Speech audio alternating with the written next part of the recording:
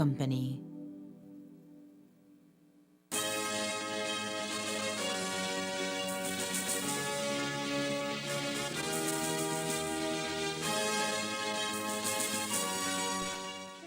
On CTV3 News.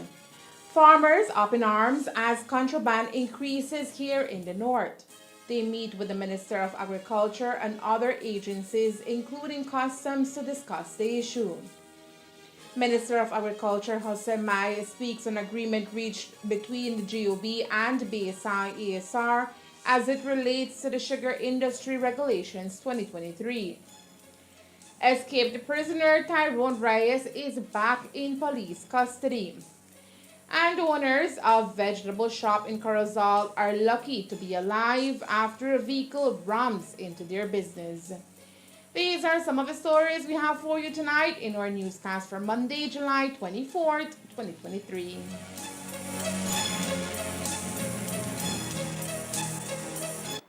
Me encuentro recluida porque fui acusada de inhumación, exhumación de cadáveres, profanación de cadáveres y homicidio de 13 personas.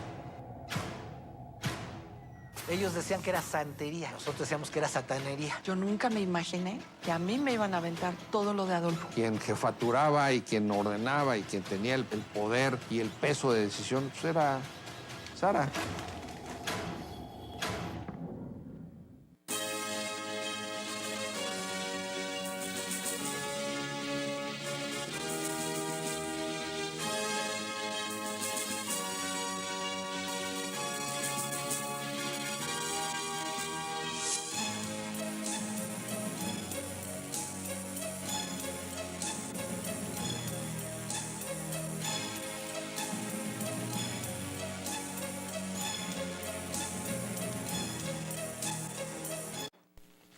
Good evening. With your news, also simulcast on Fiesta FM 106.7. I am Joanna Rodriguez. Last week, the Belize Sugar Industries Limited announced that it had reached an agreement with the government to maintain the status quo as it relates to certain aspects of the sugar industry license to export sugar, which was challenged by BSI earlier this year. That injunction was to have been heard on July 21st. However, the decision has placed a pause until the substantive case is concluded sometime next year. This, according to BSI, means that the areas of the regulations being contested would not be applied to them until and unless a judge decides they are lawful. For context, we replay an interview with Finance Director of BSI, Sean Chavarria, where he explains the decision. With respect to the injunction, what has occurred is that at the time when the new regulation was introduced, we had some very serious concerns with the new regulation. We felt that there were different aspects that violated our rights and would have had a negative impact on our business, which could have impacted our operations and even how we pay for cane. And so to avoid any short-term adverse impacts, we applied for an emergency injunction so that a judge can review, in particular, the sections of the new regulations that we had challenged. And so that emergency injunction was going to take place on the 21st of July, but we've come to an agreement with the attorneys for the government to essentially leave the status quo, whereby the sections of the law that we have challenged will in effect not apply until the substantive matter is heard by a judge. And we know that that will take some months, perhaps a ruling until maybe next year to be received. So those aspects of the regulations that we have challenged, those will in effect be put on hold while the matter is heard. So for us, it's the outcome we would have wanted, whereby our business can continue to operate without any adverse impact until we get a ruling from the judge. Applying for a license, that is not a new requirement. We have applied for a license. It's just the conditions that are attached to those licenses, the things that we believe violated our rights or we were unable to comply with, those are the ones that we have challenged, and that will await the outcome. But in terms of having to apply for a license and providing certificate of good standing, GST certificate, the business we are in, we have done that because we didn't feel there was anything difficult in doing that, right? So we will apply for a license every year. It's the different stipulation and provisions that could determine or impact issuing of those licenses and permits that we have challenged in particular. Today, the Minister of Agriculture, Honorable Hossein Mai, spoke for the first time about this matter and how he interprets the agreement. When BSI applied for the injunction, right, which they, under the Constitution they can, the judge ordered, right, that we could not hear the injunction there and then because the teams had to prepare. The government team had to prepare to defend why there should not be an injunction. The judge then said, while you prepare, the judge then instructed to say that BSI can continue to export under the system which already existed, the status quo. Or rather, they apply for an export permit, they get it, right? And until the injunction is heard, that will continue. Our team did not meet with their team to decide this. This was an order that came from the judge, from the court itself. So that is what we had to do. Keep on giving the export permits until the injunction is held, I think, in these coming days here. That is what the court ruled, what the court recommended. Let the status quo continue as it is until we hear the injunction. Now, when the day comes for an injunction and the court grants them an injunction, it's a totally different thing. Or the court refuses the injunction, then we apply the legislation, the regulations as it is. So what do you get from, just to clarify, because we do know, as I mentioned, that they spoke to the meetup. So what do you get from them saying, both teams met and agreed to a consent order to maintain the status quo until the substantive case is concluded? The consent was given by the court. By the court. The judge will say, I am recommending this to be done. And when that happens many times, yeah. So for now, BSI is absolved from having to give all the information that was asked for? Yes, that is correct, because the status quo right now is what we had in place before.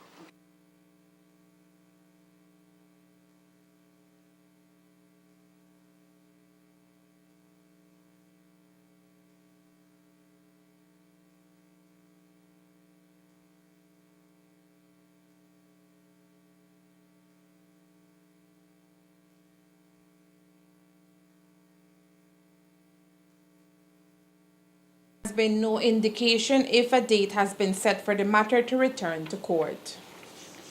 Today, the Ministry of Agriculture, Food Security and Enterprise met with farmers from across the north to discuss the ever-increasing problem of contraband, which this year is once again affecting the livelihoods of our local producers. The meeting also saw the participation of officials from the Belize Agricultural Health Authority, Customs, the Police Department, as well as members of the Vegetable Interdiction Team. The discussions, according to Agriculture Minister, were vigorous and the various suggestions were made to help mitigate this growing problem. Farmers are very, very open arms with the high incidence of contraband.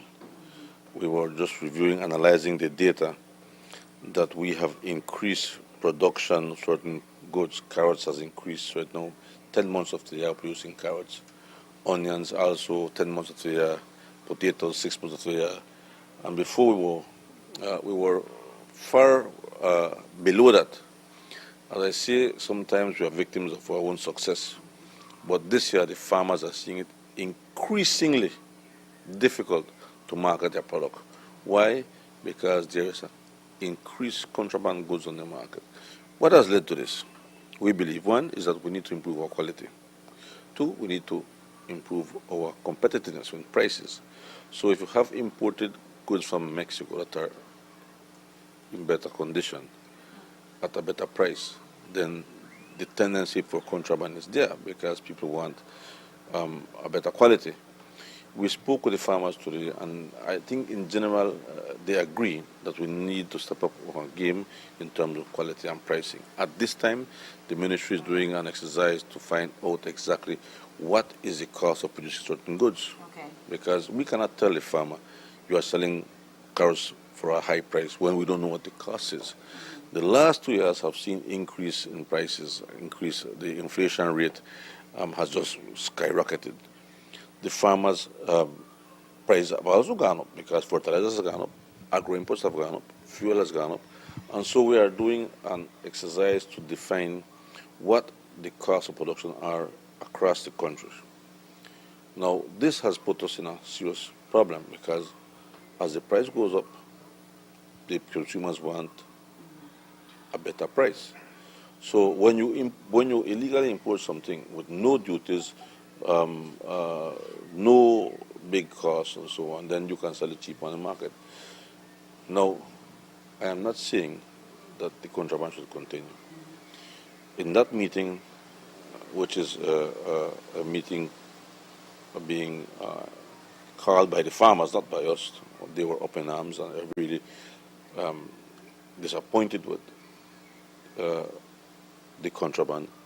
They have said to us that we need to stand with the contraband. We have carrots right now that is unable to be sold, but yet you find carrots on the local market. You find carrots and you find onions, illegally imported onions on the market, yet the farmers are unable to sell it. So right now, when this meeting is over, the Ministry of Agriculture, along with Customs, along with Baja, will find a way forward how we are going to get that product out into the market. From a ministry standpoint, Minister Mai says more efforts will be placed on cracking down on persons responsible for bringing illegal products into the country. Our borders are porous, right? In 2020, 2021, riding out of COVID, the borders were locked, so the farmers produced a lot and sold a lot. Today, the borders are open. As an economy, we have to open the borders. And along with that comes these problems, the contraband problem. But I believe that this is not only a problem of the Ministry of Agriculture. It is Customs, it is Baja, my ministry, it is the police. And so here today we have the police, we have Customs, we have Baja, we have the Extension Service, we have BMDC, and all these people that can help, even the farmers. They have to play a very important role in trying to control the contraband. We are never going to get rid of contraband. We can manage it, we can control it, and that is what we want to do right now. If we have to recommend to Cabinet that we have to increase the fines for those who are caught with contraband food stuff, vegetables and so on, then I am prepared to do that. If we are going to employ right now 6 persons to do supplies control, those persons will also be empowered to assist in searching the warehouses for some of the importers. We understand from information, and we cannot confirm this, but that even importers are contrabanding, and they are alleging to us today that some of the contraband come through the borders. Now, I don't know if that is true. We have to confirm. We have not confirmed that yet, but I have seen personally contraband coming in from Santa Cruz and from La Union.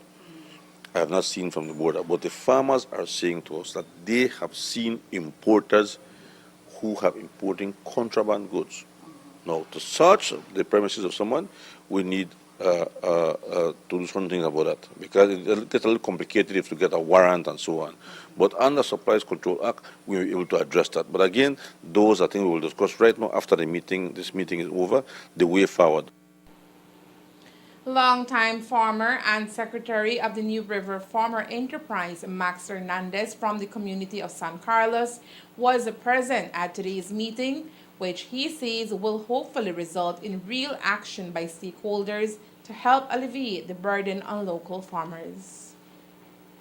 Yo tengo más de 20 años trabajando lo que es esos cultivos, cebolla, zanahoria y papa. La calidad no podemos comparar con México. Mire, aquí el punto importante es el precio. Sabemos que México produce barato y por eso hay espacio, porque allá está más barato que nosotros. Porque no asemeja la calidad igual que mexicano, pero sí estamos cerca, porque no es primer año que estamos produciendo. Sabemos que cada año hay sectores que aceptan el local, nos soportan, pero este año es diferente. Se habló serio del costo de producción y sabe que todo ha incrementado por los últimos, este año, todos los insumos, todos los que se usan en agricultura se ha incrementado y eso va encima del producto, ¿no?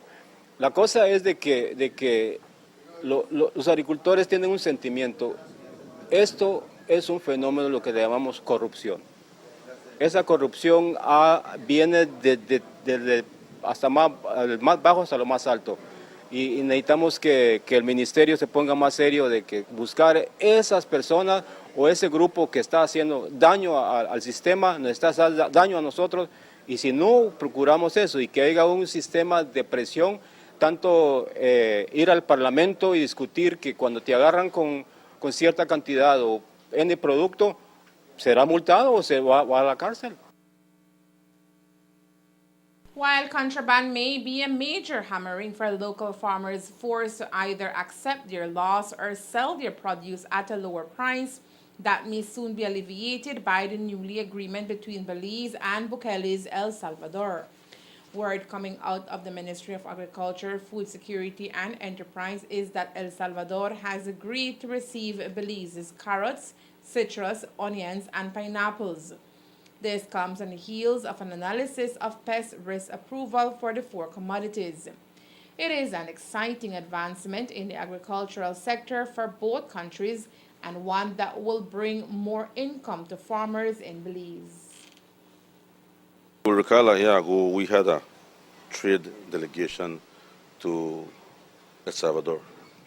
We had been in dialogue with our ambassador, our good ambassador, in El Salvador, and she helped us along with the Orisa team and the people in El Salvador to meet with the Minister of Agriculture and to meet with the people at the markets.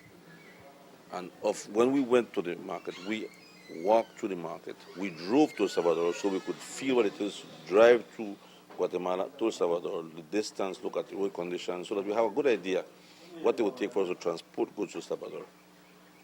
And we walked through the different markets and we identified products that we believed we have a competitive advantage. And so we looked at citrus, we looked at onions, we looked at carrots and at pineapples, because we believe, looking at their products on the market, looking at their prices, at their presentation, that these food commodities we could supply them at that price. So El Salvador then, their agriculture ministry made a pest risk assessment of those four commodities in Belize. And based on their findings, they have decided that from a plant health standpoint, we can export those commodities to El Salvador. Now, what is left for us to do as Ministry of Agriculture and the farmers is to look at our quality, improve our quality, and sustain our quality. Second, look at our prices. How competitive are we, and can we lower our price as much as we can so that we can tap into that market and maintain the market? Because Belize is Belize, but you cannot dump anything on any other country. So the farmers have a very important role to play. The Belize market developing country have an important role to play, and the Ministry of Agriculture has an important role to play. With the idea of exporting these four commodities to El Salvador, what will happen locally? Will consumers be seeing an increase in the price of the exported products? That is what we asked the minister. Right now we have carrots 10 months of the year. Right now we have carrots that we cannot market. And carrots is highly perishable. The best way to store your carrots is in the ground before harvesting. But after a certain time, that carrot then passes maturity and becomes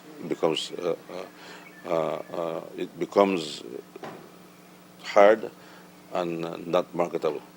And so we need to work on that right now. I don't see the prices of that going up because of the market, none at all. If you are a farmer and they tell you if you deliver your citrus to the processing plant, you will get paid $14.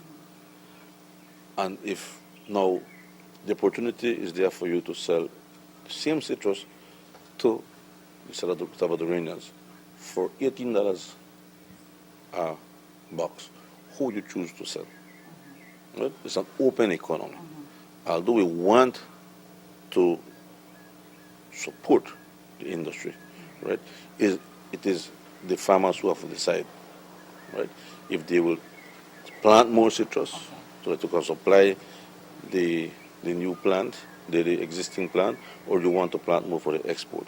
We have to look for alternatives to the farmers. If the farmer said, listen, I do not believe that $14 is paying me enough to cover my costs, then I will sell for 18 or 20.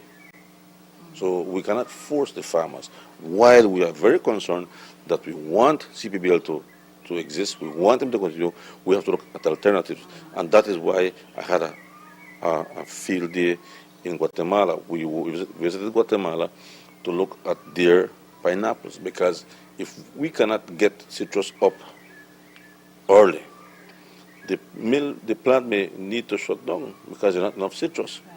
But they are now able to do also pineapples. Now, pineapples is 1 year and a half. So can we get pineapples in the ground quick? And in 1 year and a half start to harvest 2 years? That is something good. But we visited the pineapple fields in Guatemala. We looked at a number of farms. We looked at the costs. We looked at the logistics. We looked at the packing plants. And we believe that something can be done.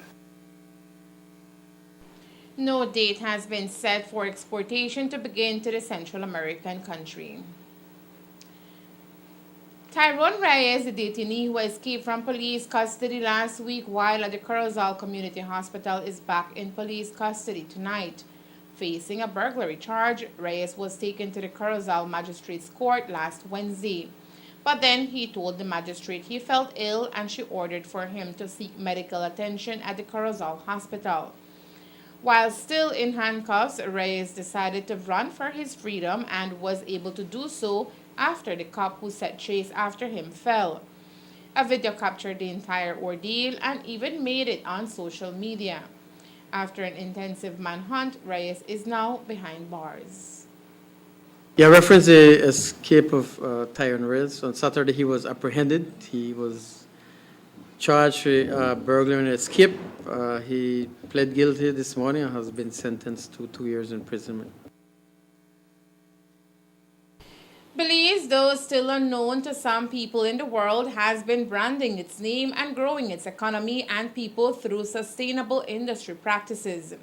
One stalwart in healthy economic development is the IDB, or the Inter-American Bank, whose goal is to improve lives. Most recently, in what can be considered great news for Belize, the IDB recognizes that the, quote, world's most ethical and sustainable shrimp comes from Belize, unquote. After 7 years of dedicated work, Belize's shrimp farming industry now holds an ASC certification, positioning it as the best in the entire planet.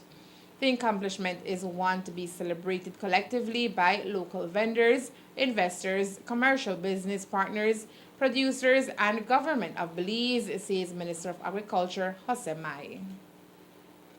Shrimp has come through a very difficult time in the last few years. From 2015, when we discovered the early mortality syndrome, the industry has taken a nosedive. It is just now that in 2020, after we were elected in 2021 and 2022, that we have injected some capital. The farmers have borrowed money from the bank, and small amounts, not huge amounts, just to make sure that this restart again. The technology has changed completely. Royal Maya has been the pioneer in carrying through with the new technology, which is sustainably. It is sustainable. It is eco-friendly. The discharges of water are no longer what it used to be before, And so the IDB is very pleased and has congratulated us for such a wonderful job. I think that it's just a matter of time before the initial bounce. Before we were at $91 million in 2015. In 2018-19, we were at about $400,000 only. So it just dropped completely.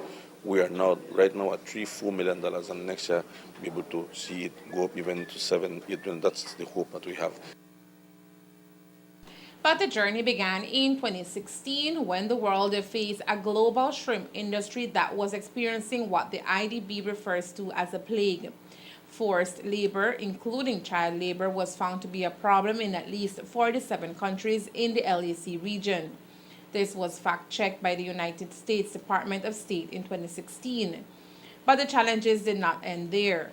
The Food and Agricultural Organization of the United Nations, referred to locally as FAO, estimated that globally, some 87% of wild fish and the shellfish populations were being fully exploited, overexploited, or depleted.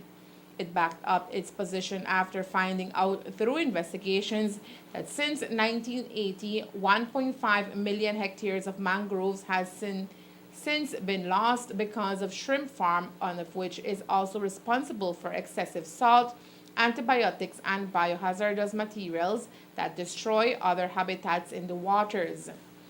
After years of dedicated work, Belize is now #1 in the shrimp industry, and according to Honorable Abelardo Mai, more employment is coming for women while the industry blooms back to numbers it had in 2015.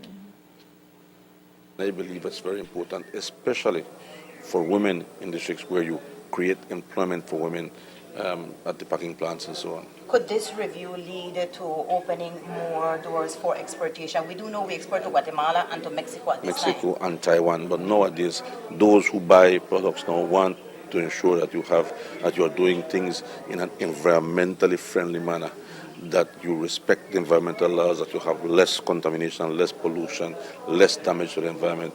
And at many times, these companies issue a premium price for that, just like livestock producers now. If you implement programs that will reduce emissions, we have a working committee led by Hugh Brand, who has done a tremendous job along with members of that team. We have shrimp growers. Alvin Henderson has been a pioneer in research. He has taken a beating in the last years. But, there's a saying that says where dry deserts and green grass grows. And we are seeing the green grass starting to flourish now. IDB's review ends by saying, quote, Belize will become the first nation in the world to implement a biosafety protocol that covers the entire country and does so in an environmentally friendly way in accordance with the ASC certification, unquote. To learn more about the IDB's article, it is available online at iadb.org. The portion of the Philip Golson Highway that runs along here in the north is currently being rehabilitated, but as they say, progress brings problems. With portions of the highway already complete, some drivers cannot help but to traverse at a high speed. This has caused serious accidents, including some fatal ones. On Saturday, another traffic mishap occurred. This time it was at the south entrance of Concepcion Village in the Corozal district. Reports suggest the driver of this pickup truck was traveling from Corozal to Belize when the vehicle began experiencing mechanical problems. It seems the driver lost control of the vehicle and slammed into this vegetable shop. The driver of the pickup truck and his passenger were taken to the Corozal Community Hospital for treatment. The owners of the vegetable shop escaped unhurt. Coming up next, ministers of agriculture meet in Costa Rica. Climate change takes center stage in the discussion. Stay tuned. Me encuentro recluida porque fui acusada de inhumación, exhumación de cadáveres, profanación de cadáveres y homicidio de 13 personas.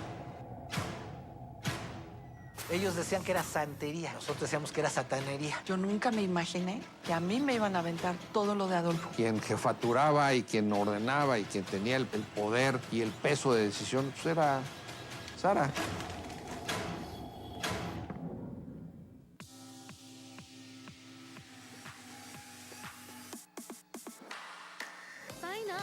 Smart Share Plan and save big. Whether you're a small entrepreneur starting up your business, a student on a limited budget, or a family trying to save, this is the plan for you. With unlimited SMS, calls, and data, we help you save. Get up to 5 lines for as low as $30 per line monthly, only with Smart. Sign up today at any Smart showroom or sales manager countrywide. So get your business going, share more memories with friends, and be ready for the day with Smart.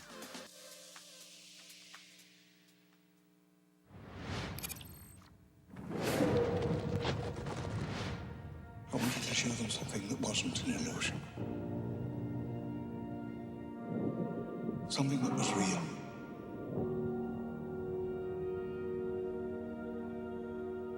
Something that they could see and touch. Humans and dinosaurs can't coexist. We created an ecological disaster. Ellie Sattler. Alan Grant. You didn't come out all this way just to catch up now, did you? You coming or what?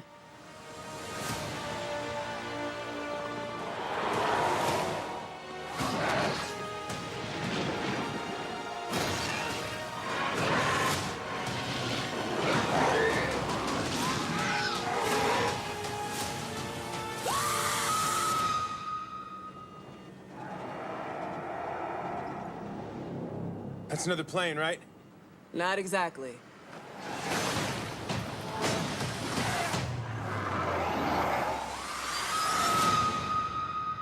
Don't move.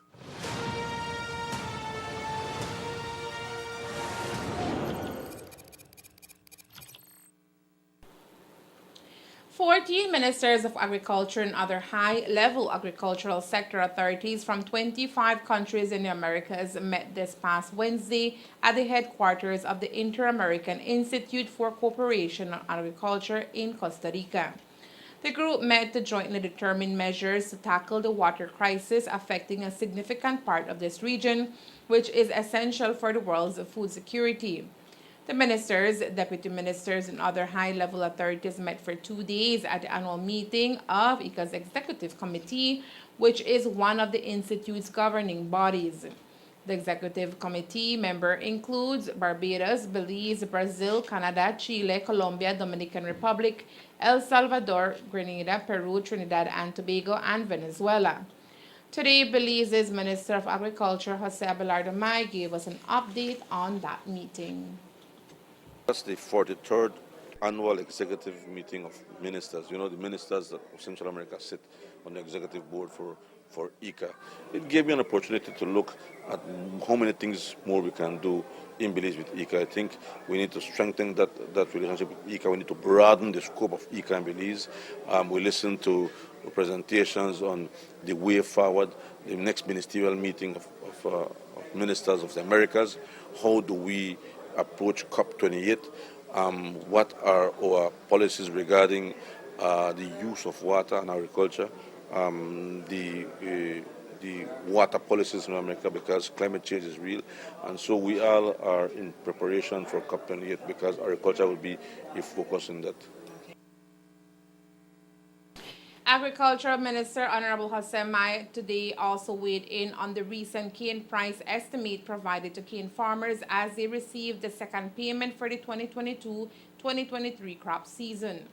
Last week, BSI-ASR announced a second payment of over $20 as farmers were paid based on a price estimate of $70.22. Now, while the minister says it is always good news when farmers receive more money for their cane, he joins in with the BSCFA in saying that farmers should be getting more. Looking at the price of sugar on the world market, it is better than where we were last year, but it should be better yet, in my view. Looking at the prices across the world, farmers will get a better price today, but it should be better than that. Minister Mai also challenged the mill, who attributed a portion of the higher payment to investments made to the industry. Cost for transporting sugar, local handling, is exactly the same as it used to be before. They have confessed that to us themselves. Although they said in an IDB document that the cost will reduce by 40%. That is not the case. So it's not that they have done any magical thing, none at all. Other countries, production have went down, and so it's the price of land supply. So I won't get, I won't be too, what should I say, excited about what they said. The prices out there are high, and therefore they must pay the farmers what the prices on the world market. The sugar industry in the North is tonight mourning after losing what many consider to have been a stalwart in the sugarcane industry. Though he fought a good fight, Andy Westby died at the Carl Husher Memorial Hospital in Belize City yesterday. The news has shocked many who are involved in the sugarcane belt, as Andy is considered one of the leaders in the negotiation of a new and fairer commercial agreement between BSI ASR and the BSCFA, the association he belonged to from the day he became a cane farmer. Unfortunately, Westby won't see the end result of something that he fought so vigorously for. Today, Honorable Jose Abelardo Mai was in Yoke Creek Village, and we asked him for comment on Westby's death. I was saddened to receive the news. I was in Costa Rica when I received the news that Andy had passed. Andy has long been a warrior for the cane farmers. His view of that was similar to mine, is that we must be fair to the farmers and we must fight for the farmers. Andy never gave up on his fights. I think he died with the farmers in his mind. And may he rest in peace, and condolences to the family of the great Andy Westby. Today, Westby's colleague Alfredo Ortega also told us how he will be remembered. Su apodo de él es Bebé, ¿verdad? Así es de que, Claro. hay buenos recuerdos de él en eso, y muchos que conocen cómo llegó ese apodo para él, pues lo conocen ya de muchos años. Pero sin embargo, sí, es como dices, Cami, Andy ha jugado un papel muy importante para la asociación, especialmente el año pasado que fue chairman del comité de manejo, y pues las negociaciones empezaron en su tiempo del señor Marciano y continuó con él, y después estoy yo. Pero pues sí, hay mucho que recordar de él y su manera de siempre pensar para el bienestar de los cañeros. Creo que siempre el enfoque de él fue, y hasta los últimos días aún todavía en cama, pensando en que cómo vamos a luchar, cómo vamos a trabajar para solucionar este problema. Siempre tenía eso en su mente y en su corazón, de luchar, ver un día de que los cañeros puedan gozar por el esfuerzo que han estado haciendo. Realmente se fue él con eso en mente, y en eso yo quisiera pedirle a los cañeros que realmente en su memoria de él, que le demos más duro, que luchemos lograr ese propósito que tenemos para el bienestar de los cañeros en memoria de Andy, porque eso fue algo de lo que siempre él platicábamos cada vez que nos encontrábamos, a pesar de que él estaba en su situación bien difícil. Y yo nomás no quisiera que lo miremos como algo de lástima, Cami, pero sino más como un guerrero, porque a pesar de su situación de enfermedad que muchos no sabíamos, él siempre estuvo luchando, siempre estuvo de frente y siempre tenía los cañeros en su mente y en su corazón. Así es de que Westby held many hats as a member of the BSCFA, including chairman of the Caledonia branch, vice chairman of the Corozal division, and the former chairman and member of the Committee of Management. We here at CTV3 News extend our condolences to the family and friends of Andy Westby. Since 2021, Transcultura, a UNESCO program, has been creating real and concrete opportunities for young people in Caribbean small island developing states through exchange and cooperation. This year, it is doing it again. So if you are a young entrepreneur engaged in the handicraft business, this may be something you want to apply for, because it can change your life forever.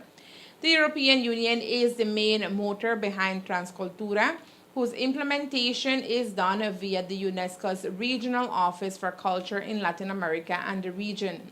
The program's main objective is to stimulate cultural integration and engage healthy cooperation between the parties involved in the region and European Union.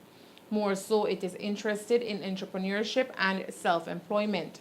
Once accepted, young people will be part of a 6-week compact training online that will culminate with a 1-day online trade expo. To be eligible, you must be citizen or resident from one of the 17 Caribbean countries that form part of the Transcultura Compass. This includes Belize. You must be between the ages of 18 to 35, have a business in its initial stage or project in handicraft. Deadline to submit your application is July 31st, 2023. Young entrepreneurs in the handicraft business are encouraged to visit the UNESCO website online at unesco.org and fill in the application. This year, 34 participants will be selected from this call. Incubation activities will be broken down in groups by language, which are English, Spanish, and French. To date, 1,000 young people under the age of 35 from the Caribbean have benefited from the Transcultura program, from which an unbelievable 53% are women.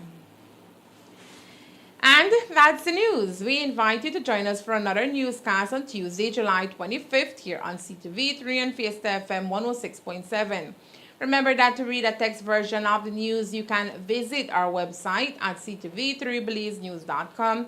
You can also log on to our Facebook page for current stories at facebook.com/CTV3BelizeNews or our YouTube channel at CTV3 News BZ.